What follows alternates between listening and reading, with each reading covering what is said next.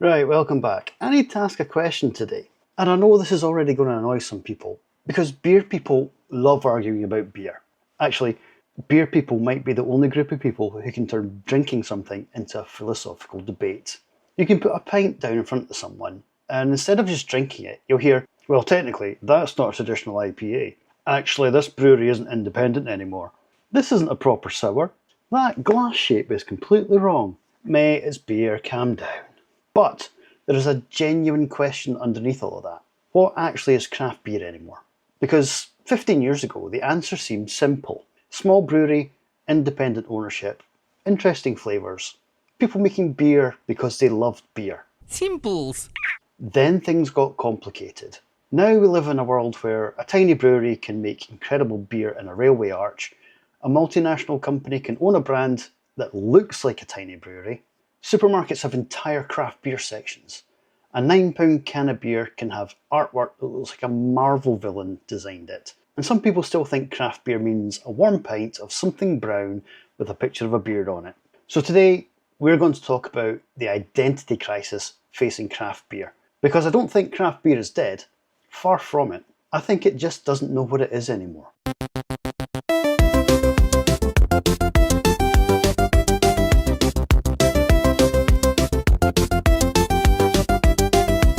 It's Monday, don't groan, don't fear. The Bearded Beer Blog bloke is here. Talking nonsense, beard on show. Grab a brew and watch him go. To understand where craft beer is now, we need to go back.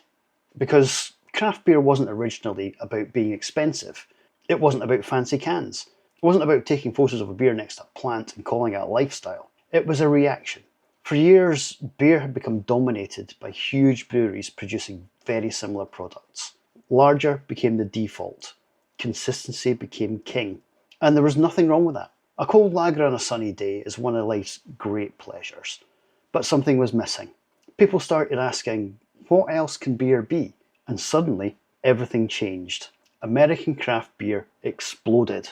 Then the UK caught the bug.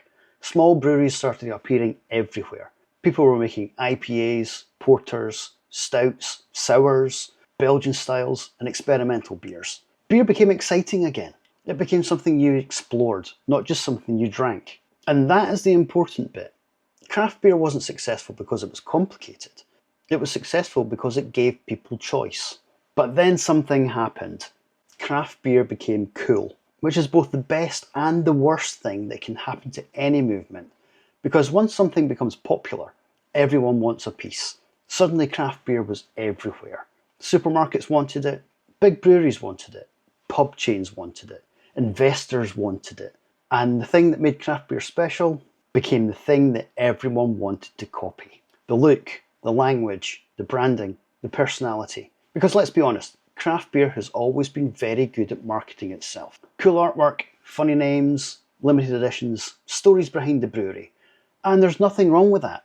Beer is emotional. Nobody buys a £7 can because they desperately need to be hydrated. They buy it because they want an experience. But this created a problem, because eventually looking independent became almost as valuable as being independent. And this is where things got way messy, because ownership matters a lot, especially in craft beer. There's a huge difference between small independent brewery making your own beer in town and global drinks company owning a brand that looks like a small independent brewery. Now, before anyone gets angry, this isn't me saying big companies are evil. They aren't. They employ people. They make products people enjoy. They are businesses. But consumers deserve transparency, right? Because when someone buys independent beer, they often think they're supporting local jobs, local businesses, and independent producers. And if that isn't actually the case, people have a right to know. This is why organisations like SIBA push the importance of independent beer and clearer identification.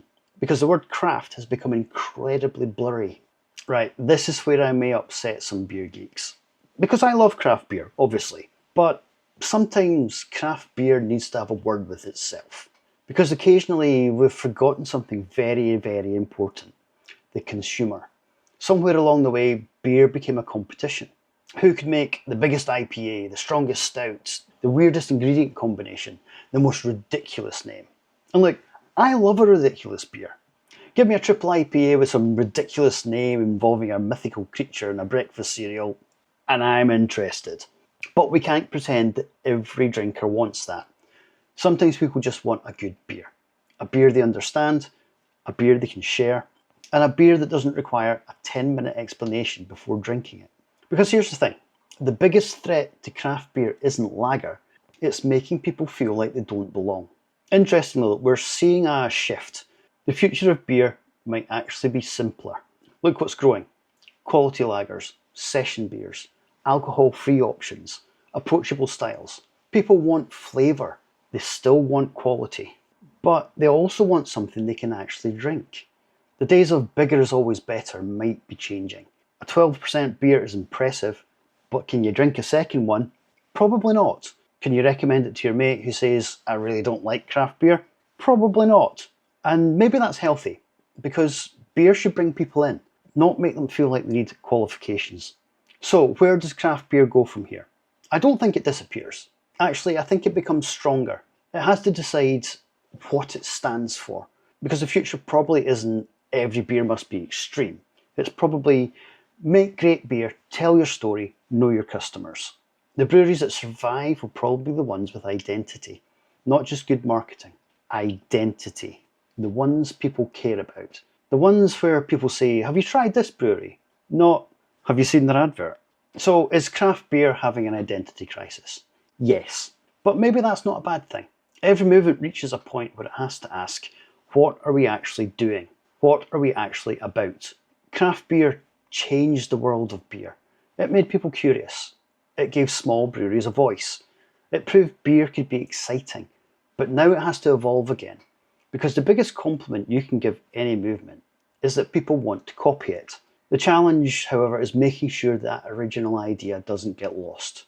So maybe the question isn't, is craft beer dead? Maybe the question is, what does craft beer become next? And honestly, I can't wait to find out.